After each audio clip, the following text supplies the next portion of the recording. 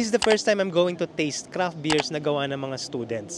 And I'm excited and nervous at the same time because I really don't know what to expect.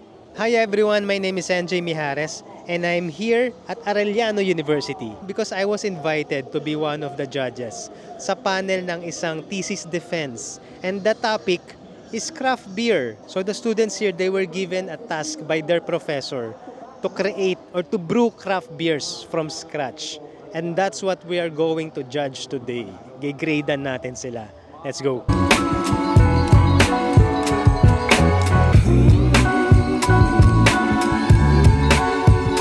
So may dalawang team of students na gumawa ng sarili nilang craft beer today. This is Team Brown Ale. Say hello, Team Brown Ale. Hi. Ang ginawa nila is they have here 4 different variations of brown ale. Yan yung tinikman natin today. On the other side naman, this is Team IPA. Hi, say hello, Team IPA. Hi po. Yeah. They have here 4 different variants of IPA. So both of the assignments na ginawa nila, aside from the base beer itself, meron silang hinalong fruits. Ang Team IPA ay citrus ang fruit nila. And then Team Brown Ale, ang fruit nila ay mango. Okay, I'm now here with Jor and Shem. This is Team IPA. Before this experience, may mga alam na ba kayo sa mga different classifications ng craft beers? Kung tatanungin po kami, we can give lagers, pilsners, ale. Pero some of the more complex classifications of beer, hindi na po namin medyo reach. Are you guys heavy drinkers? Yes. Okay lang, what's your favorite beer? My 2 favorite beers are Land Shark and Corona. Land Shark, what's that? US? It's a drink from the US that's similar to Corona and it goes brilliantly with lime. How about you? Sa akin, before Red Horse, pero na-introduce yung craft beer sa akin, kaya mas ko na yung craft beer ngayon. They said this is the first time you've tried brewing beer, di ba, from scratch. How did you find it? Did you nahirapan ba kayo? Did you find it enjoyable? Frustrating or what? Sa akin, sir, enjoyable kasi gusto ko talagang i-explore yung craft beer. So, matutunan yung iba't ibang klase ng craft beer. As a person that really indulges in culinary science, really maximizing this gives me an insight sa pagbubrew. Masaya siya. Sobrang saya. Okay, nice. Actually, yung mga nagustuhan kong beer nyo is the ones na medyo balanced. Yan, they have here 4 different classifications of IPA. Yeah, all of it are interesting. Okay, sige. Thank you. We have here Jasper of Team Brown Ale. First time yung gumawa ng beer dito for your assignment? Yes po, first time po namin. Kamusta naman yung experience sa paggawa ng beer? Mahirap po pero masaya. So along the way po marami kami natututunan din. Before this assignment, do you have any idea or did you know kung ano yung mga klase ng beer? No sir, we don't have any idea po sa craft beer. So, ano naman yung pinakamahalagang lesson or learning na natutunan nyo after you finish the beer itself? For me sir, so personally sir, yung pinaka knowledge talaga na nakuha ko dun. Aside from making beer po talaga, yung time management po talaga. Since sa amin kasing 4th year, graduating po kami, hindi lang po ito yung subject namin. Napakarami namin subject na kailangan ayusin. Pero para sa amin, ito po yung pinakamahirap kasi magastos. Okay. So yun po. Ikaw ba personally, mahilig ka sa beer? Hindi po. Sa lahat ng alak, hindi po ako umiinom kasi. Sa mga ka-team mo, sino dyan ang manginginom? Si Russell po, Halika dito, Russell. Halika. Matatanong ko sa'yo. So, ang tanong ko kasi, Russell, so you're also part of the team that made this red ale, brown ales. Anong paborito mong beer? Para sa akin, pale pilsen. Pale pilsen pa din. Kasi mild lang yung flavor niya eh. At kamusta naman? Anong natutunan mo sa paggawa ng beer? Sa paggawa pala ng beer, hindi pala siya basta-basta meron pala siyang systematic na galaw kung paano mo siya ma-achieve. merong particular ingredients na kailangan para sa isang particular beer, kung anong particular beer na gagawin mo. Magpasalamat tayo sa Brood Statement, pare. Pinahiram sila ng mga kegs nitong, portable kegs ng Brood Statement. Thank you Thank po, you po, Brood. thank you. Brood Statement, thank you. By the way, yung mga beer na nandito ngayon, makikita nyo, nakakeg sila sa The Brood Statement. This is a portable keg. Look at how tiny this is. It's so cute. This is a 2-liter keg, portable, na meron siyang top here, and it's powered by this CO2 canister. Look at this. This is a CO2 canister. It's very portable. Pwede kang uminom or pwede kang magdala ng beer na maglalasang draft beer. So if you wanna experience draft beer, anywhere and anytime, get this. Okay, so we have here Alec of the Brood Statement. I see that you are younger than a lot of marketing na nakikita ko or nakikilala ko. And I've noticed kasi na a lot of Gen Z people are gravitating towards craft beer these days. Bakit mas na-attract ang mga Gen Z ngayon sa craft beers? Siguro din kasi one reason is siguro yung exposure din and yung knowledge sa social media. Siguro ako like for myself, nung lumalaki ako, talaga naman nakikita ko lang sa mga magulang ko is pag umiinom sila, normally mga San Miglite, di ba? Mga Emperador, di ba? Mga ganun. Yung madali mo makuha at ma-access mo sa mga grocery stores, sa mga tindahan. Pero now, di ba, of course, ako as part of the marketing team, with the help of social media, syempre, nakikita natin na medyo mas madali and tayo magkaroon ng access and knowledge sa mga craft beers ngayon. Kami, just try and explore different types of craft beer, no? And malay mo, yung mga iba't ibang types of craft beer dyan is yung para sa'yo na. The Brood Statement is one of the brands na actually the only brand na gumagawa or nagdi-distribute ng portable keg dito sa Philippines. And I've made an episode of that, The Brood Statement. If you wanna watch that episode, click right here. Okay, the question is, what is the statement of the Brood Statement? Ano ba yung philosophy ng the Brood Statement? For us, no, parang it's just a name and then gusto lang din namin kahit papaano just to have fun sa mga ginagawa namin. At the same time, help others, you know. And at the same time, yan, kami, since nasa liquor industry tayo, nasa craft beer industry tayo, syempre we promote local craft beers and other local breweries and local mga nagbubrew din sa kanilang mga alak. So, support local craft beer, guys. Yes. Support local, the Brood Statement. Check it out. You have a website. Yes, sir, we have a website. You can find them on Instagram and Facebook. I will leave a link down below, Jan. Click that link. Just message us, guys, for the complete prices and details of those, and we can make your parties rad again.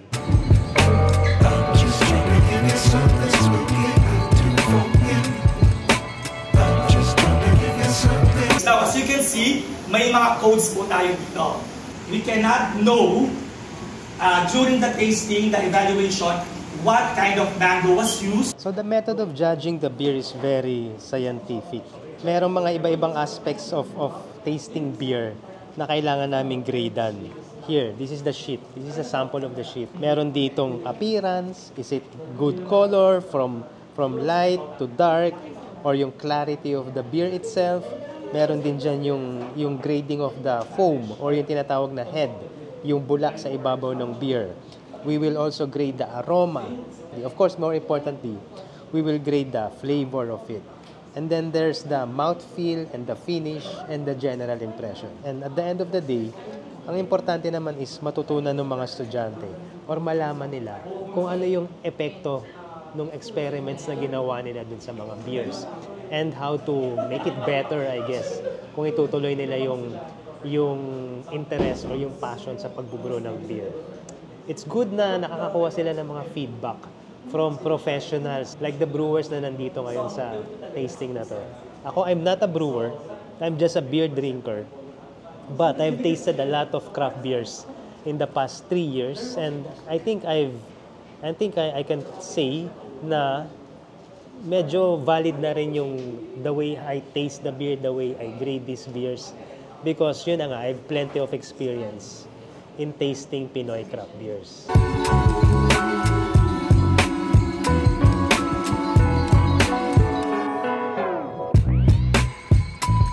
So I'm Professor John Paul Buhain. I'm a research professor here in Arellano University for the Hospitality Management Program. First of all, I was so surprised na meron palang ganitong event dito or meron palang ganitong kurso sa Arellano University. Particularly that you guys are teaching the students beer brewing.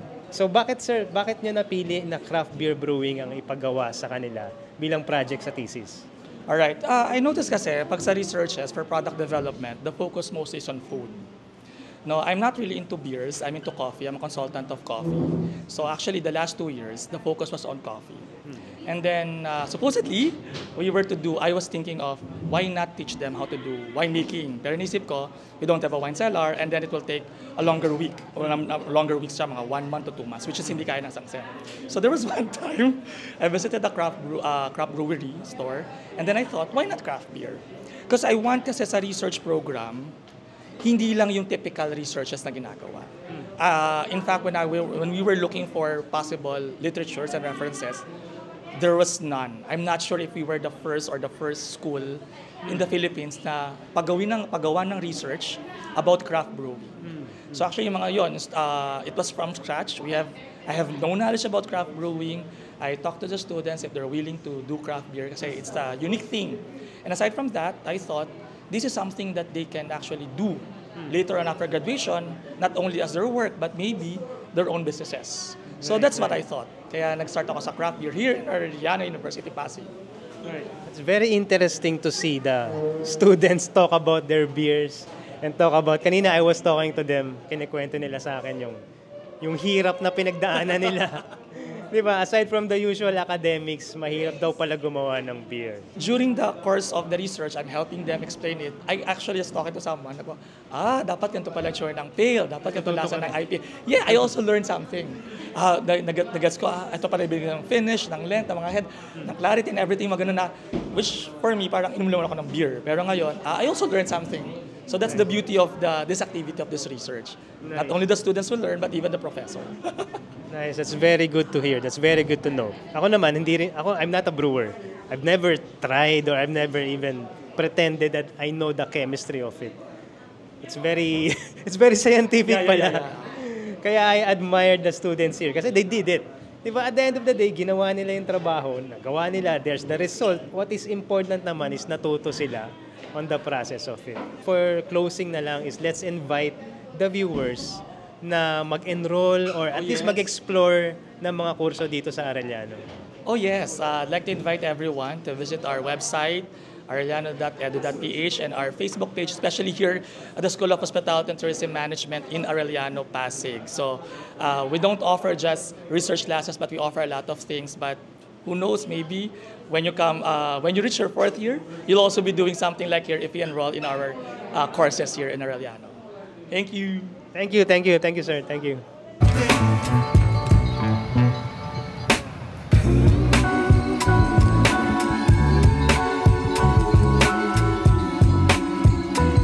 Alright, okay. So we have here dalawang craft beer brewers na kasama kong nag-judge ng mga thesis craft beers dito sa Arellano. I'm Lee David, president of the Manila Mashers Homebrew Club.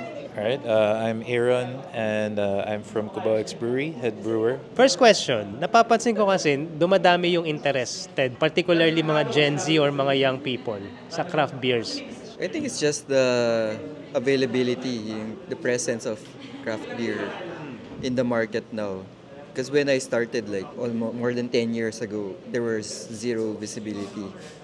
And now you can find it in supermarkets. And bars are really looking for them, for craft beers to serve. Lalo na sa Cubao X. Dami ko nakikita ng mga posts ng mga kabataan sa Cubao X. Why do you think that they gravitate towards craft beer these days? Well, yun nga. I agree with Lee na aside from visibility and availability, madaming nakakuha ng reaction na, uy, pwede palang ganito yung lasa ng beer. Meron palang ganitong klase ng beer. So, yung mga beer na, like stouts and porters, very foreign yan sa atin. Kasi nasanay tayo sa commercial beer. I'm not gonna name names, pero like big commercial companies na puro lager lang yung sinaserve sa atin. So, it's very refreshing na meron tayong options to have different kinds of beer and educate yung mga tao. I'm just very happy din na on the people's part, very curious din sila. Kasi like, there's the internet now, they're very internet savvy. They watch YouTube, they Google, parang they get to research a lot about food and drinks.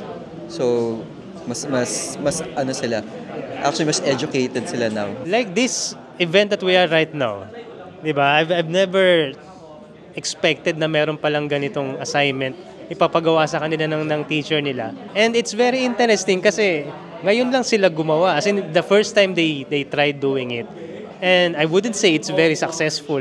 Kasi let's be honest, it's not the best. I mean, I wanna be honest. It's not, of course, it's not the best. Ganun naman talaga. It's a trial and error. Di ba? Minsan, kasi kayo, nagsimula din naman kayo, I'm sure. It's probably better than my first beer that I made more than 10 years ago. So humility. Sige, let's go to the beers na natikman natin today. What do you think of them? I think some of them, makikita mo talaga yung effort and actually studying kung paano gawin yung beer. Makikita mo na malinis yung process nila, while some, siguro medyo nami-miss out pa yung importance. And pag first time mong gumawa ng beer, I think it's a good idea to keep things simple.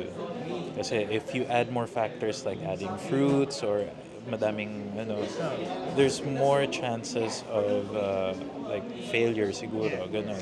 So I think ang important is yung may baseline ka muna. Like get your basics correct first. I agree with Aaron 100%. Pero yung I think the process can be better, of course. Parang with proper, more guidance. Can I say, ako every time I talk to these guys, sa mga brewers, I always feel intimidated, pare. Kasi that's something that I can never at least try or imagine that I will do, yung mag-brew ng beer. I'm always intimidated pag may mga nakakausap akong mga brewers, which leads me to admiration.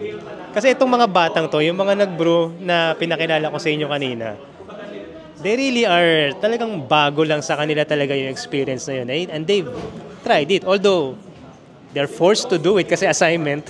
Di ba? But at least they did their job. Di ba? They did their job. They did it. It's a good job. Right? And I hope sana ipagpatuloy nila. And I hope dumami pa yung mga bata na who attempts, di ba, the interest of brewing beers. Join the Manila Mashers Homebrew Club. Let's promote Manila Mashers. Sige. No, let's do that. Try lang ng try. Experiment. Don't be afraid to fail. And you know what? Manila Mashers is one of the organizations na nakikita ko in Metro Manila na talagang tumutulong sa mga bagong brewers. Usually kapag may mga event akong nakikita like mga beer fest, pag nakita ko that there's a logo of Manila Mashers doon, I always make it a point na, I must go there because I know na may mga bagong brewer na nag-e-eksperimento at bago pa lang sa eksena. Diba? That's when I get excited pag may mga Manila Mashers na booth sa mga event na napupuntahan ko. Ikaw, Sir Aaron, ano mapapayo mo sa mga bata na gustong pumasok sa beer brewing industry? Sa akin, same thing then. Don't be afraid to fail. Kasi honestly, half of the fun is there. Na failing, discovering yung mga mistakes mo, learning new things. Half of the fun is there. And just keep on doing what you love to do. Like kung gusto mo talaga mag-brew, just keep on trying. And demanding kayo ng Cubao X if you need advice or kailangan niya ng tulong, I'll be there. Tanungin niyo lang ako. Yes, Cubao X is one of the coolest places to hang out these days kung saan gusto nyo uminom ng masasarap na craft beer. Thank you, Sir Aaron. Thank you, Lee. See you in events.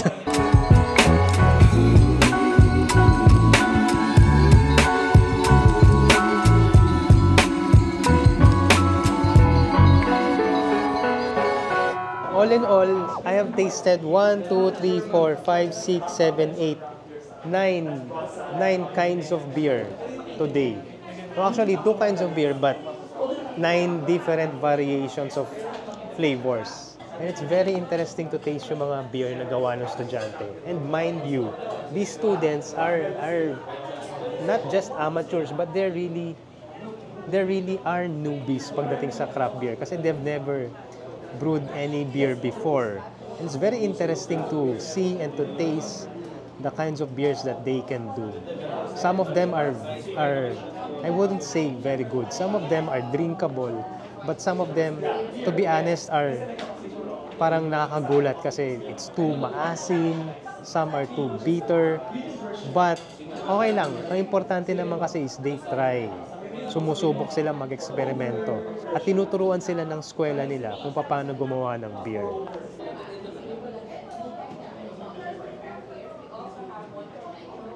This one is too bitter. Masyado siyang bitter.